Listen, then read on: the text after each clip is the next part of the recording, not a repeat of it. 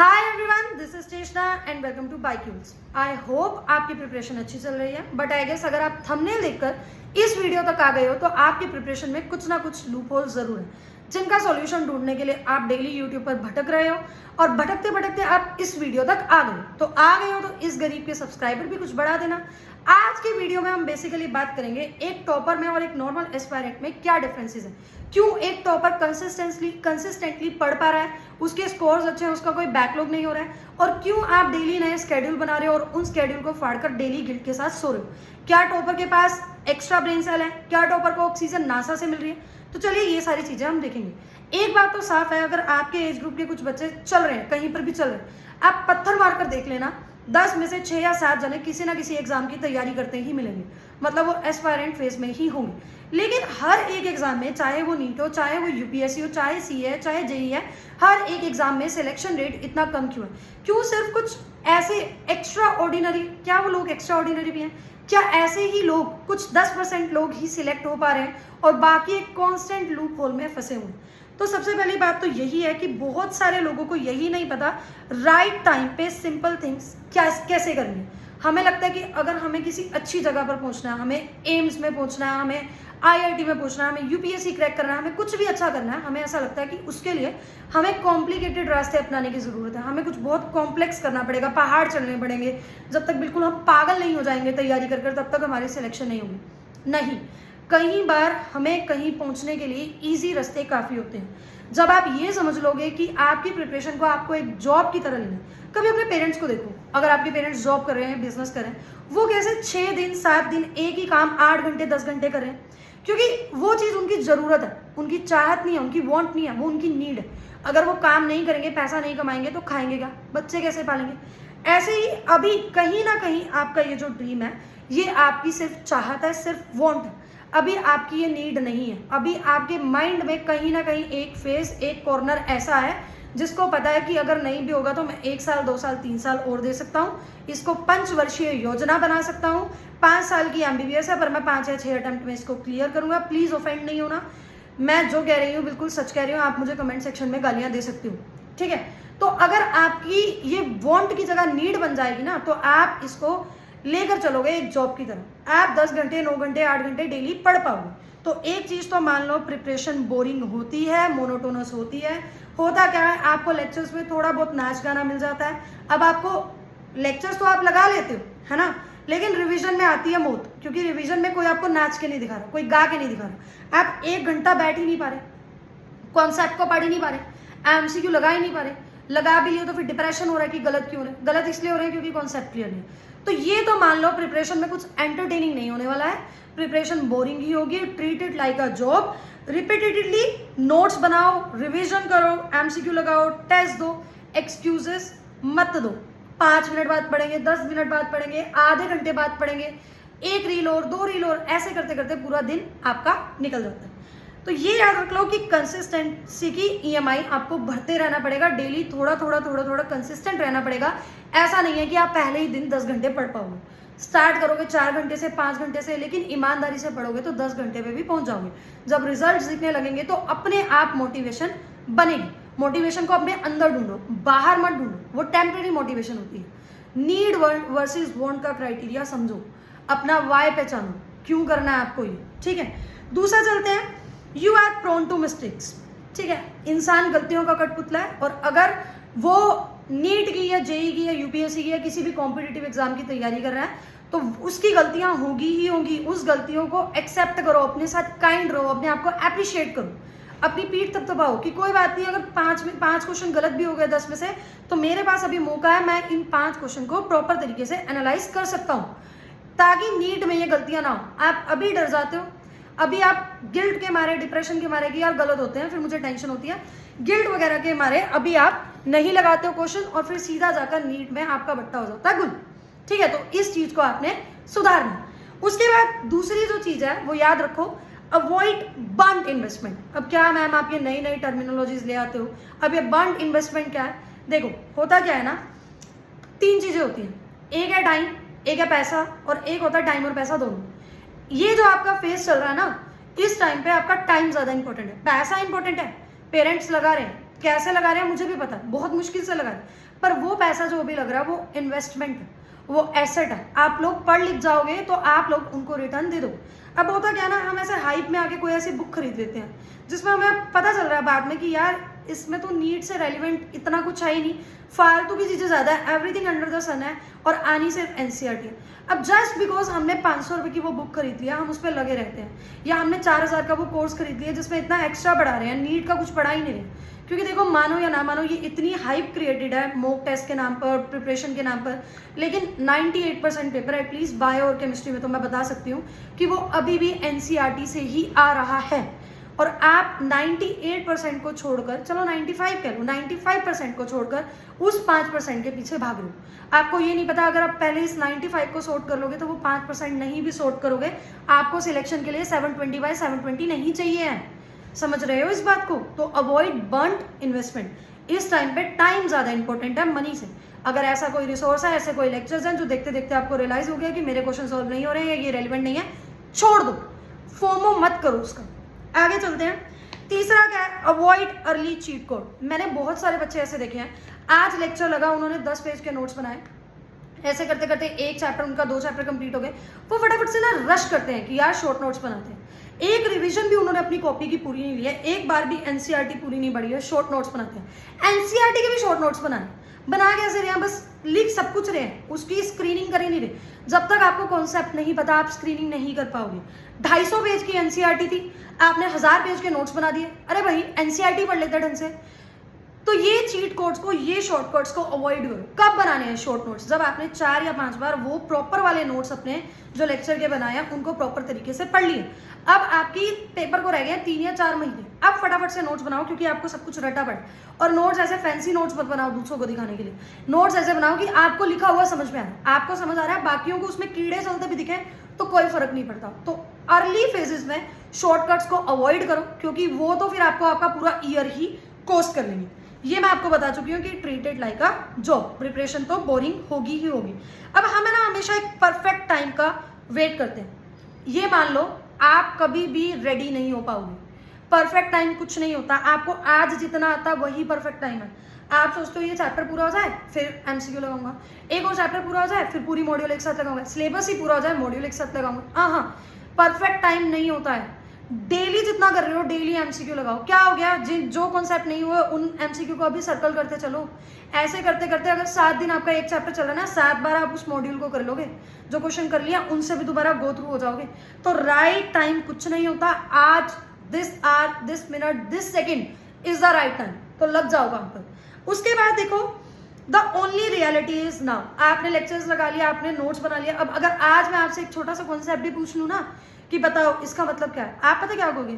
मैंने पढ़ रखा है, मैंने लेक्चर लगाया है, मैंने नोट्स बनाए, मुझे बस एक बार उन नोट्स को रिवाइज करने की ज़रूरत है। इतने बल्कि नोट्स कभी भी एक साथ रिवाइज नहीं होंगे। अगर आपने साथ के साथ रिवाइज नहीं किया तो वो बस किताबें, कॉपियाँ जो भी आपने भरी हैं वो बस एक रद्दी है।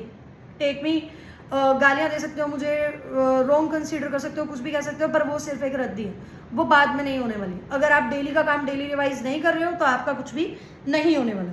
ठीक है, तो आज आपको जो पता है आज ही अपना एग्जाम डे समझकर चलो, वही आपकी प्रिपरेशन है। अगर 4 महीने तैयारी के बाद आज आपको ये लग रहा है कि आपने जितने चैप्टर्स पढ़े हैं, कुछ कुछ चीज़ें होती है इंसान भूल जाता है, लेकिन अगर आप बिल्कुल ही ब्लैंक हो, बेसिक टर्म्स में भी ब्लैंक हो, ठीक है, आप एमसीक्यू लगा ही नहीं पा रहे हो उसके, तो समझ लो कि 4 महीने से तैयारी कर जो रियलिटी है, 4 महीने बाद भी वही रियलिटी होगी अगर आप अपने एक्शंस को चेंज नहीं करते। ठीक है, एक डर बैठा रहता है एमसीक्यू का, टेस्ट का, जिसकी वजह से हम ये टेस्ट स्किप करते रहते हैं, है ना। हम करते नहीं हैं, प्रॉपर करते रहते हैं हम टेस्ट वगैरह को स्किप। क्यों? क्योंकि हमें लगता है एक बार तैयारी प्रॉपर हो जाए, मैं ना सारे टेस्ट लास्ट के 2-3 महीने में एक साथ दे दूंगा, तब मैं नंबर ले लूँगा, क्योंकि तब मुझे हर एक डिटेल रटी होगी, हर एक फॉर्मूला मैंने रट रखा होगा।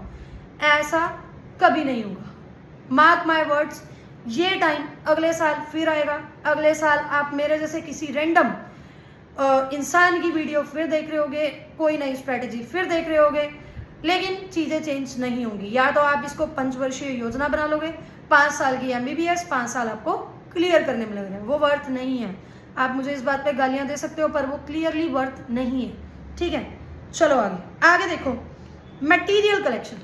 हम बन जाते हैं PDF कलेक्टर्स।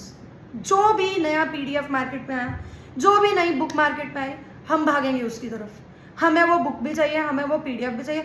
अब वो पढ़े हैं कहीं पर, लैपटॉप पे पढ़े हैं, पता भी नहीं है कहाँ पढ़े हैं, घर में कहीं अलमीरा में पढ़े हैं, पता भी नहीं है कहाँ पढ़े, पर उस पर हम टाइम वेस्ट अपना करें। तो जितना ज़्यादा आप मटेरियल कलेक्शन कर रहे हो ना, उतना ज़्यादा आपके ये अटेम्प्ट्स रुइन हो रहे हैं। ठीक है, तो ये मान लो NCERTs और PYQ को बाय हार्ट याद करना है। एक सोर्स को 10 बार पढ़ लो, वो ज़्यादा बेटर है 10-10 सोर्सेज को एक बार पढ़ना, कुछ याद नहीं रहेगा। इस चीज़ को समझो, जितनी मर्जी हाइप क्रिएट हो जाए, ये मॉड्यूल लगा लो, वो बुक लगा लो। बायो में तो खासकर, केमिस्ट्री में भी NCERTs are very important, very important. 2 या 3 क्वेश्चन बाहर से आ जाएंगे, बाकी सब NCERT से ही आएगा। अब आप उस NCERT को छोड़कर सब कुछ कर रहे हो, एवरीथिंग अंडर द सन। अपने प्रिपरेशन फेज में आपको बस ये दिखाना है कि हमें ज़्यादा आता है, हमें टीचर से ज़्यादा आता है। वो टीचर मास्टर्स कर आया, आप उसको फालतू की चीज़ें बता रहे हो, तो आपको लग रहा है आपको टीचर से ज़्यादा आ रहा है। आप उस टाइम पे ये नहीं समझ रहे कि वो टीचर ने इतने सारे ऐसे बच्चे देख लिए, उसको पता है कि जितनी इनको रिक्वायरमेंट है उतना ही पढ़ाया जाए। देखो, बनता हुआ जो एस्पायरेंट होता है, 1 साल 2 साल जब आप लोगों के आगे ये शो ऑफ करोगे, चलो ठीक है, मुझे शो ऑफ नहीं बोलना चाहिए, मतलब बताओगे कि मुझे इस टॉपिक के बारे में ये भी पता है, ये भी पता है, ये भी पता है। नॉलेज अच्छी चीज़ है, बहुत अच्छी चीज़ है, लेकिन अगर 2 अटैम्प्ट 3 अटैम्प्ट 4 अटैम्प्ट में आपने NCERT नहीं पढ़ी और आपने उस टॉपिक की हर एक नॉलेज को इकट्ठा कर लिया, तो अगर आपका एडमिशन ही नहीं हुआ ना, तो घर बैठा बच्चा किसी को अच्छा नहीं लगता है। वही लोग जो तारीफ करते थे ना, इसको इतना कुछ आता है, वो अब मजाक बनाएंगे। हाँ भाई, बन गया डॉक्टर, हो गया क्लियर, पहुंच गया MBBS में, हो गया JEE। ठीक है, तो समझो, be professional, be selfish, knowledge बढ़ाओ। नॉलेज बहुत अच्छी चीज़ है और NCERT से भी नॉलेज ही बढ़ रही है, लेकिन एक टाइम फ्रेम भी डिसाइड करके रखो। टाइम कम है, 1 ही साल है, थोड़ा सा सेल्फिश बनो, थोड़ा सा प्रोफेशनल बनो, एक बार एडमिशन ले लो, बढ़ाते रहना नॉलेज, कोई नहीं रोक रहा है। इस टाइम पर किसी भी चीज़ के लिए आइंस्टाइन मत बनो, थोड़ा पढ़ो, आगे बढ़ो, जितनी रिक्वायरमेंट है उतना पढ़ो। आप इस चीज़ के लिए मुझे कमेंट सेक्शन में गालियां दे सकते हो, मुझे कोई दिक्कत नहीं है, पर आपको भी पता चलेगा कि एट द एंड अगर आपकी NCERT ही क्लियर नहीं है, एक एक लाइन, एक एक वर्ड आपको याद नहीं है, तो आपने 20 मॉड्यूल लगाई हो, 30 मॉड्यूल लगाई हो, डजंट मैटर, उसका कोई भी फर्क नहीं पड़ने वाला, उसका कोई भी यूज नहीं निकलने वाला। उसके बाद 9th हमारा जो पॉइंट आता है, स्टडी ग्रुप या स्टडी पार्टनर्स, नीट के बाबू सोने, नीट के निब्बा निब्बी, इसे कुछ नहीं होने वाला है। हम हमेशा अपनी प्रिपरेशन में एक एंटरटेनमेंट का सोर्स ढूंढ रहे हैं, हम एक कंधा ढूंढ रहे हैं कि किससे हम at the end of the day अपने दुख बांट सकते हैं। मेरे तो MCQ गलत हो गए, भाई मेरे भी गलत हो गए, मेरा तो टेस्ट नहीं हुआ, मेरा भी हुआ, अरे मेरा तो इतना बैकलॉग है, अरे तू टेंशन क्यों ले रहा है, मेरा तो उससे ज़्यादा बैकलॉग है। तो इन सारी चीज़ों से आपकी सेल्फ प्रिपरेशन रुइन होने वाली है। Again I am saying, be professional, be selfish, थोड़ा सा अकेला होकर चल लो, दोस्त बनाने के लिए पूरी लाइफ पढ़ी। उसके बाद क्या है, there is nothing free in economy. अगर आपको कहीं से लेक्चर्स फ्री मिल रहे हैं, कहीं से रिसोर्सेज फ्री मिल रहे हैं, तो वो चाहे आपका पैसा कॉस्ट नहीं कर रहा है, चाहे आपकी मनी कॉस्ट नहीं कर रही, but that is costing you your time. आप उन लेक्चर्स के पीछे लगे हो, अब वो आपको फ्री में मिले हैं, आप एक दिन देखोगे, फिर आप जंप करोगे किसी नए एजुकेटर की तरफ, किसी नए लेक्चर की तरफ, है ना। और वही अगर आपने उस चीज़ में थोड़ा सा भी पैसा लगाया हुआ है, तो आपको उस पैसे की कदर होगी कि यार ये पैसा मेरे माँ बाप का लगा है, मुझे यही लेक्चर्स देखने हैं। तो there is nothing free in economy. अगर आपको भर भर के PDFs फ्री मिल रहे हैं, तो वो आपका अटेम्प्ट ही रुइन कर रहे हैं। आपको आपकी एक वो जो पाथवे है ना, एक प्रॉपर पाथवे की ये मॉड्यूल्स हमने ये NCERT पढ़नी है, उससे भटका रहे हैं, क्योंकि आप लगे हो नए नए PDF पढ़ने में, नए नए रिसोर्सेज पढ़ने में। ठीक है, तो ये नहीं करना। और अगेन आई से, टाइम इस टाइम पे आपका सबसे प्रीशियस रिसोर्स है। आप अरे गहरे रिसोर्सेज को कलेक्ट कर रहे हो, आपको ये नहीं पता सबसे प्रीशियस रिसोर्स तो आपका टाइम ही। अपने साथ ऑनेस्ट रहो। अगर आपको पता है, आपको नहीं आता, बुक उठाओ, लर्न करो। ऐसे एक स्टडी ग्रुप में बैठकर बस ये मत करो कि मुझे ये भी आता है, ये भी आता है, हाँ मेरा तो हो ही जाए। हाँ, अपने साथ ऑनेस्ट हो। आपको पता है आपके मार्क्स क्यों नहीं आ रहे, आपको पता है आपकी रिवीजन क्यों नहीं हो रही। हमें बस किसी और से सुनने की ज़रूरत होती है। हमें सब अपने बारे में पता है, हमें सब सच पता है। एक्सेप्ट करो, अपने साथ ऑनेस्ट रहो, अभी भी टाइम है। अब देखते हैं एक टॉपर में और एक स्कॉलर में। देखो, अगर आपके अभी मार्क्स अच्छे नहीं आ रहे हैं, 300, 250, 200 के करीब भी आ रहे हैं, 400 के करीब भी आ रहे हैं, तब भी मैं ये कहूँगी कि आप ऐसे ही नहीं हो कि आपने कुछ भी मेहनत नहीं की। मेरे लिए आप अभी भी स्कॉलर हो, अपने लिए भी आप अपने आप को स्कॉलर समझो। बस आपके पास राइट डायरेक्शन नहीं है। टॉपर वो है जिसके बहुत अच्छे नंबर आ रहे हैं, ठीक है, तो ये लेकर चलो। मैं एक तरफ टॉपर लेकर चल रही हूँ, एक तरफ स्कॉलर। अब एक टॉपर और एक स्कॉलर में क्या डिफरेंस है? क्या टॉपर के कभी बैकलॉग्स नहीं हो रहे? क्या स्कॉलर के ही बैकलॉग्स हो रहे? नहीं, टॉपर के भी बैकलॉग हो रहे। पर टॉपर को बैकलॉग्स में बाउंस बैक करना आ रहा है, तुम्हें नहीं आ रहा। टॉपर क्या कर रहा है, देखो हम ह्यूमंस हैं, हम डेली जब कोई काम कर रहे हैं ना तो बोरियत तो आएगी। हमारा एक आधा दिन ऐसा होगा जब हमारी बॉडी अलाउ नहीं कर रही है, हमारा माइंड अलाउ नहीं कर रहा, ब्रेक ले लो उससे, कोई दिक्कत नहीं है। आई प्रेफर इज, मेरे जो मेंटरशिप के भी बच्चे हैं, आप टेलीग्राम पे रिव्यू देख सकते हो, आई प्रेफर इज कि 6 के 6 दिन 9 या 10 घंटे पढ़ाई हो, संडे को पैटर्न ब्रेक किया जाए। अगर ऐसी कोई हफ्ते में इमरजेंसी है तो फिर संडे को भी पढ़ लिया जाए, उस दिन छुट्टी ले ली जाए। तो टॉपर का माइंडसेट क्या है, उसको बाउंस बैक करना आता है, उसको पता है कि मेरे बैकलॉग हो गए हैं, वो एक दिन अफसोस कर अगले दिन प्रॉपर प्लान कर लेगा, उस बैकलॉग के लिए अलग 2-2.5 घंटे 3 घंटे रख लेगा, एक्स्ट्रा एफर्ट दे लेगा, वो गिल्ट ट्रिपिंग नहीं करता रहेगा, वो अपने बैकलॉग को खत्म कर लेगा। उसकी प्रिपरेशन जहाँ दिसंबर में मान लो खत्म होनी थी, जनवरी मिड में खत्म हो जाएगी, वो अपने आप को समझा लेगा। वेयर एज जो स्कॉलर होगा वो पाइल अप करता रहेगा, आज 3 लेक्चर बैकलॉग है, अब वो है ना उस 3 लेक्चर को लेकर बैठा रहेगा, एक हफ्ते बाद उसके 10 लेक्चर बैकलॉग हो जाएंगे, क्योंकि वो पाइल अप कर बैठा है, उसके दिमाग में बस ये चल रहा है मेरा तो बैकलॉग है, मेरा नहीं होगा, वो गिल्ट ले रहा है, वो रोज सोच रहा है कल लेक्चर लगाऊंगा, और वो ना हिसाब से नहीं चल रहा, वो सोच रहा है 5 लेक्चर लगा लूंगा, दिन के 6 लेक्चर लगा लूंगा, जिसकी वजह से मे बी उसका लेक्चर का बैकलॉग कुछ टाइम तक पूरा हो रहा हो, पर रिवीजन का बैकलॉग इकट्ठा हो जाएगा, उसका प्रेजेंट ही बैकलॉग बच जाएगा। तो बैकलॉग क्लियर करने का भी एक तरीका होता है। अगर आपने हफ्ता प्रोक्रास्टिनेशन किया और आपके एक हफ्ते के 21 लेक्चर यानी डेली के 3 लेक्चर बैकलॉग में है, तो अगर आप उसको 3-4 दिन में खत्म करने की कोशिश कर रहे हो, वो नहीं होगा। बॉडी की, माइंड की एक क्षमता है, उसको खत्म करने का एक ही तरीका है, प्रेजेंट के लेक्चर लगाओ और 2 घंटे 3 घंटे एक्स्ट्रा उस बैकलॉग को दे लो। आप करते क्या हो, जब आप एक हफ्ता प्रोक्रास्टिनेट कर रहे हो तब आपको अफसोस नहीं हो रहा है, लेकिन अब ऑल ऑफ द सडन आपको मैजिक चाहिए कि हम तो 3 ही दिन में कर लेंगे, नहीं होगा, उससे आपका प्रेजेंट भी बैकलॉग बन जाएगा। ठीक है, तो बैकलॉग नॉर्मल है, सबके होते हैं, बस एक बैकलॉग का अलग अलग आर फिक्स कर लो 2 या 3 घंटे, और लर्न टू बी काइंड। ठीक है, अपने साथ काइंड हो जाओ, अपने आप को एप्रिशिएट करो, अपने कंधों को टैप करो कि हाँ यार मैं धीरे धीरे कर लूंगा। दूसरी चीज आती है रिविजन एंड टेस्ट। जो टॉपर है उसको पता है वो कोई भी चैप्टर कर रहा है ना, उसके टेस्ट आने तक ही 2 या 3 रिवीजन हो जाएगी। कैसे, जब उसने आज नोट्स बनाए, एक लेक्चर देखा, वो आज या मैक्सिमम कल इन नोट्स को पढ़ लेगा, परसों जब वो अगले नोट्स रिवाइज करेगा अगले लेक्चर के, एक बार वो इन नोट्स को भी ग्लांस कर लेगा, फिर वीकेंड पे वो इस पूरे चैप्टर को रिवाइज करेगा, टेस्ट आने से पहले वो इस पूरे चैप्टर को रिवाइज करेगा। अगला जो टेस्ट आएगा, आपने अपने प्लानर्स देखे होंगे टेस्ट के, तो पिछले वाले टेस्ट का भी सिलेबस वो उठाते हैं साथ में, उसकी दोबारा ऐसे रिवीजन होगी, उसकी 3 या 4 रिवीजन हो जाएगी। वेयर एज जो स्कॉलर है उसका ऐसे होगा, वो प्रॉपर तरीके से पढ़ेगा नहीं तो एमसीक्यू भी सॉल्व नहीं होंगे, एमसीक्यू सॉल्व नहीं हो रहे, डर बैठ रहा है एमसीक्यू का, तो टेस्ट भी सॉल्व नहीं हो रहे, वो वेट कर रहा है कि सिलेबस एक बार पूरा खत्म होगा मैं तब पूरा सिलेबस स्टार्ट करूंगा, वो वेट कर रहा है दिसंबर जनवरी आने का कि मेरे लेक्चर्स पूरे खत्म हो। ऐसे बच्चे के लेक्चर्स भी पूरे खत्म नहीं होते हैं, तो इस चीज को प्रॉपर हिसाब से लेकर चलो। ठीक है, अगर आप वीकली टेस्ट नहीं दे रहे हो, अगर आपकी एक वीक के टेस्ट की प्रिपरेशन नहीं हो पा रही, आप खुद सोचो ना, आप एक हफ्ता 10 दिन से पढ़ रहे हो और आपकी वीकली टेस्ट की प्रिपरेशन नहीं है, तो 1 साल बाद जो आपने नीट देना उसकी प्रिपरेशन कैसे हो जाएगी। इसको इसी चीज से ले लो, जो चीज एक वीक की आप नहीं संभाल पा रहे हो, 1 साल की कैसे संभालोगे। तो अगर आप वीकली टेस्ट नहीं दे पा रहे हो, नहीं है आपके अंदर कैपेबिलिटी, तो यानी कहीं ना कहीं आपकी प्रिपरेशन ही वीक है। ठीक है, तो ये ई और ए में डिफरेंस समझो। टॉपर का क्या है, वो रिसोर्सेज के साथ स्टिक रहेगा, स्कॉलर भटकता रहेगा। टॉपर रेस का घोड़ा होता है ना, उसके यहाँ साइड ऑफ कुछ लगा होता है, तो वो प्रॉपर चलता रहता है, वो आसपास का नहीं देखता।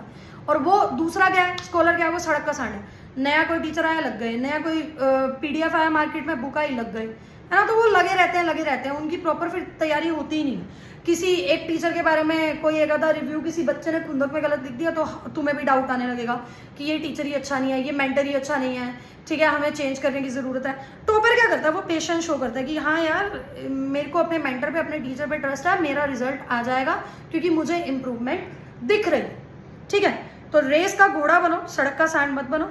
फिर आता है प्रॉपर एक स्केड्यूल बनाना और कंसिस्टेंट रहना। टॉपर जो है उसको पता है 1 साल में 365 डेज में मुझे ये पेपर क्लियर करना है। अब अगर 365 डेज में मुझे ये पेपर क्लियर करना है तो मेरा पूरा दिन प्लान होना चाहिए, उसकी पूरी आर्ली ट्रैकिंग होती है कि इन आवर्स में मुझे ये करना है। अब अगर आपके आवर्स जेके ट्रैक है तो आपका दिन ट्रैक है, तो 6 दिन हफ्ते में, 7 दिन में से 6 दिन आप पढ़ रहे हो, तो 1 दिन आप ब्रेक ले रहे हो, 6 दिन आपके ट्रैक है। ऐसे हफ्ते महीने में 4 आ रहे हैं, 4 हफ्ते आपके पूरे ट्रैक हैं, है ना, पूरी आपकी वो पढ़ाई हो रही है, तो मतलब आपका महीना पूरे हिसाब में है। आपका ऐसे महीने करते करते पूरा ईयर आपके हाथों में है, कंट्रोल में है ना। और जो स्कॉलर है वो रैंडमली जब मर्जी उठ रहे हैं, जब मर्जी लेक्चर लगा रहे हैं, रील्स देख रहे हैं, जब मर्जी पढ़ रहे हैं, जब मर्जी एमसीक्यू कर रहे हैं, तो उनका ऐसे प्रॉपर कुछ है नहीं, प्लान है नहीं।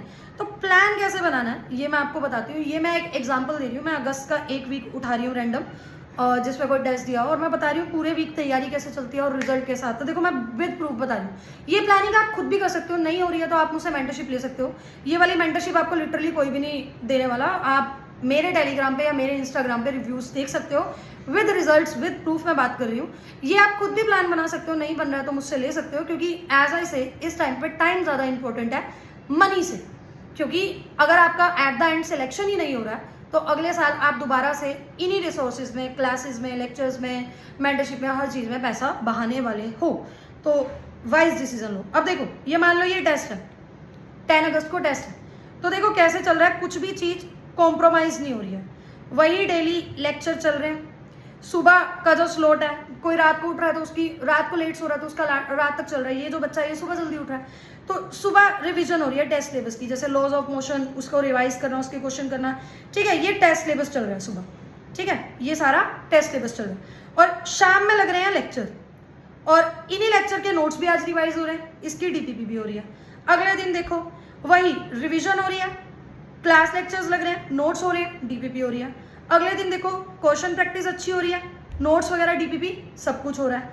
फिर देखो ये नोट्स हो रहे हैं, क्वेश्चन प्रैक्टिस हो रही है, क्लास नोट्स हो रहे हैं, लेक्चर्स हो रहे हैं, सब कुछ हो रहा है। ऐसे करते करते पूरा सैटरडे तक आप देखो लेक्चर्स लग रहे हैं, क्वेश्चन प्रैक्टिस हो रही है, रिविजन हो रही है, लेक्चर्स लग रहे हैं, क्वेश्चन प्रैक्टिस वगैरह, रिविजन वगैरह, सब कुछ हो रही है, ठीक है। और एट द एंड ये जो पेपर हो रहा है, टेस्ट हो रहा है, इसमें मार्क्स भी देखो।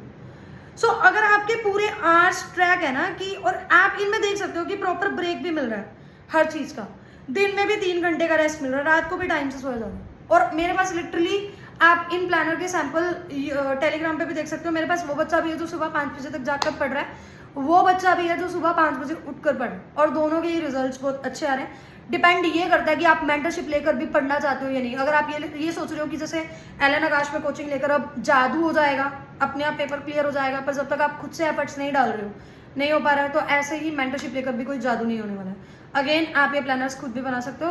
वट इज द मोटिव ये है कि प्लान कर चलो, अपने आवर्स को ट्रैक पे लेकर चलो, हर 1 घंटे का हिसाब आपके पास होना चाहिए।